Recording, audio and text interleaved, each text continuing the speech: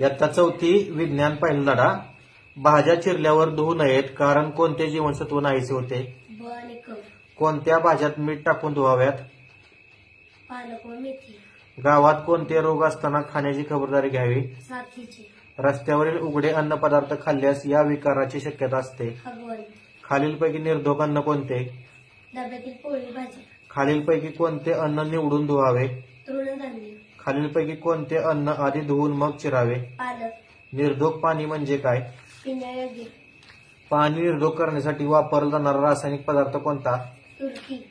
पाण्याची योग्य साठवण केल्याने ते निर्धोक होते. रस्ता ओलांडताना पादचाऱ्यांसाठी सिग्नलचा कोणता रंग झाला पाहिजे. हिरवा. आई नारळ खोताना दारावरची बेल वाजल्याने ती विळी उघडी ठेवून तशीच उठून गेली तर काय कराल. पटकन व काळजीने वेळी बंद करीन. नवीन विकत आणलेल्या शर्टाच्या टाचण्या कचऱ्याच्या डब्यात टाकाव्या. मित्राच्या हातातून कात्री खेचून घेऊ नये. दोघांनाही इजा होईल. कोणती गोष्ट योग्य आहे. कात्री खाना ठेवणे. या पाण्याच्या नैसर्गिक स्रोताचा भारतात पिण्याचे पाणी म्हणून वापर होत नाही. समुद्र.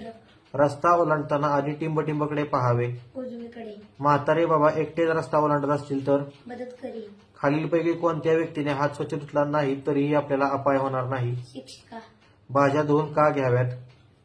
व्हिडिओ असते.